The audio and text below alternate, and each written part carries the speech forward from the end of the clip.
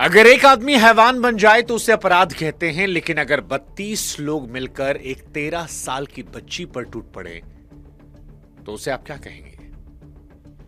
हां, हम और आप जब मर्दों के लिए आवाज उठाने में लगे थे तब राजस्थान में कुछ ऐसा हुआ जिसे सुनकर रूह कांप जा रही है, क्योंकि राजस्थान में 1 2 3 नहीं बल्कि 32 दरिंदों ने मिलकर एक 13 साल की मासूम को 5 दिनों तक नोच डाला।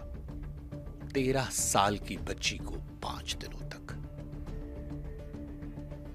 यह सोचकर डर लगता है कि उस बच्ची ने इन 5 दिनों में कितनी बार मदद के लिए हाथ जोड़े होंगे, कितनी बार रो रो कर कहा होगा कि प्लीज घर जाने दो। आपको गुस्सा आ रहा है ना, नफरत हो रही होगी, लेकिन जरा ठहरिए, क्योंकि अब जो बताने वाला हूं मैं आपको, उससे आपको घिन आएगी। यह सब किसी सुनसान जंगल में नहीं हुआ है, यह शहर के बीचों बीच हुआ है, होटलों के कमरों में, जहां रिसेप्शन था, रजिस्टर था, स्टाफ था, सीसीटीवी था, सब था, बस इंसान नहीं थे। जिस रिक्शे वाले को उस बच्ची ने भैया प्लीज घर तक छोड़ देंगे कहकर बैठाने की रिक्वेस्ट की थी, उस रिक्शे वाले ने उसे किडनैप कर बेच दिया, जैसे मंडी में बकरा बिकता है। और खरीदने वाले कोई भूखे नंगे शराबी अपराधी नहीं, बल्कि होटल के मालिक, मैनेजर, पढ़े लिखे, इज्जतदार कहलाने वाले लोग। 5 दिन तक वो बच्ची को एक होटल से दूसरे होटल घुमाते रहे, वो चिल्लाती रही। जब दर्द ज्यादा बढ़ने लगता तो उस बच्ची के मुंह में शराब डाल देते। 13 साल की बच्ची को शराब पिलाते ताकि बच्ची के चीखे कमरे से बाहर ना जाए। सबसे बड़ी बात जानते क्या है? 32 लोगों से नोचे जाने के बाद वो बच्ची जिंदा है, जिंदा है शरीर से, लेकिन आत्मा मर चुकी है, क्योंकि स्कूल का बैग, दोस्तों के साथ हंसी, मां की गोद, सब कुछ उन 4 होटलों के कमरों में इन 5 दिनों में 32 लोगों के लूटे जाने से खत्म हो गया। और सबसे दुखद जानते क्या है? हमारा आपका रवैया, क्योंकि हम वो देश हैं जो क्रिकेट मैच जीतने पर सड़कों पर आते हैं, लेकिन हमारे देश की एक बेटी 5 दिनों तक होटलों में बिकती रही और हमारे शहर की नींद नहीं टूटी। और जब खबर बाहर भी आई तब भी इस देश में ना कोई कैंडल मार्च कर रहा है, ना किसी प्राइम टाइम में चीख पुकार मच रही है, किसी टीवी चैनल पे आपको यह खबर नहीं दिख रही होगी, सोशल मीडिया पर भी कोई शोर नहीं मचा रहा। और ये इस खबर का सबसे दुखद पहलू है। लेकिन आज ये चुप्पी मैं तोड़ूंगा, क्योंकि राजस्थान के श्रीगंगानगर में जो कुछ हुआ वो किसी के साथ भी हो सकता था, किसी शहर में हो सकता था, हमारे आपके अपनों के साथ हो सकता था। और इसलिए इस विषय पर शोर मचाना जरूरी है, इस विषय पर सवाल उठाना जरूरी है, इस विषय पर विरोध जताना जरूरी है, सरकार को जगाना जरूरी है, और यह सुनिश्चित करना जरूरी है कि हमारे देश में बेटियों की इज्जत आबरू कब रुकेगी। क्योंकि हर दिन 80 लड़कियों के साथ रेप होता है, हर दिन, और अब ये न्यू नॉर्मल हो चुका है। अगर महिला अपराध केसेस की बात की जाए वो तो लाखों में है, और उसी में से एक केस 18 जून की रात को हुआ था। नमस्कार, अगर आप यहां तक पहुंच गए हैं तो प्लीज चैनल सब्सक्राइब कर दो, वीडियो को आगे बढ़ा दो, ताकि लोगों को भी पता चल सके कि कैसी दरिंदगी आज भी जिंदा है हमारे समाज में। खबर बड़ी तकलीफ दे रही है मुझे, बहुत बहुत बहुत तकलीफ दे रही है, दिल टूट पड़ा है। 18 जून की रात 10:30 बजे श्रीगंगानगर एक 13 साल की बच्ची को घर जाना था। उसने वही किया जो आपकी बेटी करती है, मेरी बहन करती। एक ई रिक्शा रोका, बैठ गई, उसी पल में उसकी जिंदगी बिक गई। वो रिक्शा घर नहीं गया, वो गया एक होटल, और वहां उस रिक्शे वाले ने उस बच्ची का सौदा कर दिया। एक सांस लेती, धड़कती, रोती बच्ची का सौदा, जैसे कबाड़ बिकता है।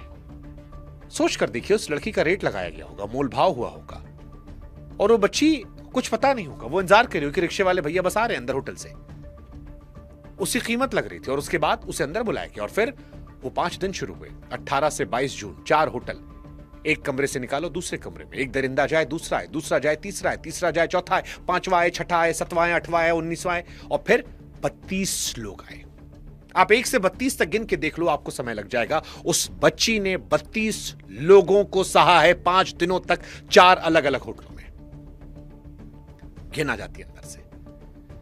जब वो दर्द से तड़पती तो दवा नहीं, मां नहीं, डॉक्टर नहीं, उसको शराब डाल दी जाती है ताकि शोर ना मचा पाए, बेहोशी की हालत में रहे और ये लोग उसकी इज्जत लूटते रहे।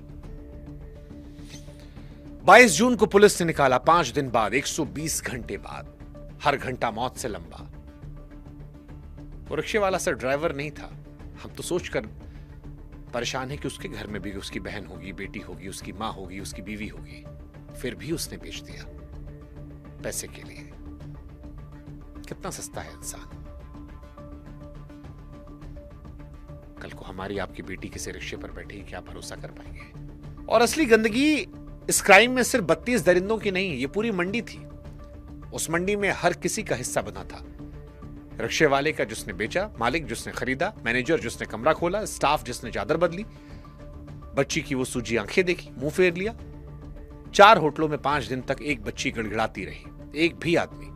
एक आदमी 100 नंबर नहीं मिला पाया। सबकी जेब में फोन था, लेकिन शायद जमीर किसी के सीने में नहीं था। क्यों? क्योंकि पैसा जेब में जाए तो कान बहरे हो जाते हैं, आंखें अंधी हो जाती हैं, और ये हवस से भी गंदी बीमारी है, लालच है। अरे जानवर भी बच्चे की चीख पर कान खड़े कर लेते हैं, लेकिन इंसान तो लाश बन गए। मैं हमेशा से कहता रहा हूं कि जो भी विकास अब आप चारों तरफ देख रहे हैं, जो भौतिक विकास है, विकास नहीं बल्कि मौत का समान है। और ये दुनिया अच्छा, ये भौतिक विकास नहीं कि बड़ी बड़ी बिल्डिंगें, बड़ी बड़ी इमारतें, बड़ी बड़ी जहाज, इससे दुनिया अच्छी नहीं होगी। दुनिया अच्छी तब होगी जब इंसान के अंदर भौतिक नहीं, आध्यात्मिक विकास हो, स्पिरिचुअल डेवलपमेंट। जब तक इंसान के व्यक्तित्व में सुधार नहीं होगा, तब तक इस तरह से अपराधी पैदा होते रहेंगे, इस तरह अपराध होता रहेगा। हर बार अपराध होता है, समाज कहता है अपराधी को फांसी दो, कानून संज्ञान लेते हुए अपराधी को फांसी दे देता है, अपराधी को सजा दे देता है, लेकिन अपराध जिंदा रहता है, फिर किसी दूसरे के भेष में अपराध पैदा हो जाता है। तो हमें क्या करना चाहिए? समाज को या कोई विज्ञान को इस बात पे चिंतन करना चाहिए कि हम क्या करें कि अपराधी को सजा मिले या ना मिले, लेकिन अपराध को जड़ से उखाड़ के फेंक दें।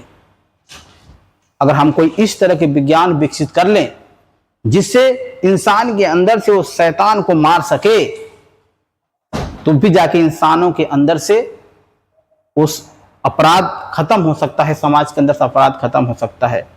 हमें कोई जरूरत नहीं है मंगल ग्रह पे जाना, कोई जरूरत नहीं हमें दूसरे यान पे आना जाना, कोई जरूरत नहीं दूसरे प्लेनेट पे जाके दूसरे ग्रह पे जाके इंसान ढूंढना। हमारी सबसे बड़ी बुनियादी जिम्मेदारी यही है कि हम जो जमीन पे इंसान हैं इनको हम कैसे सही कर सके। जो जमीन पे इंसान हैं इनको हम सुशोभित एक सही इंसान कैसे बना सके। सारे विज्ञान को मिलकर, सारे एसोसिएशन को मिलकर, सभी समाज को, जितनी भी समाज में जागरूक है उनको मिलकर ये बात सोचना चाहिए कि कहीं ऐसा तो नहीं है कि इंसान के जीवन में ही कहीं बुनियादी भूल हो रही है। विज्ञान को इस फील्ड में और करना चाहिए और पता करना चाहिए कि इंसान के अंदर से अपराधी पैदा कहां से होता है। अगर हम ऐसा कोई विज्ञान विकसित कर लें जो उस बच्चे के दिमाग से ही शैतान को मार दें, तो समाज अच्छा हो सकता है, समाज अच्छा बन सकता है। लेकिन हर बार हम अपराधी को मिटाते हैं, अपराध जिंदा रहता है।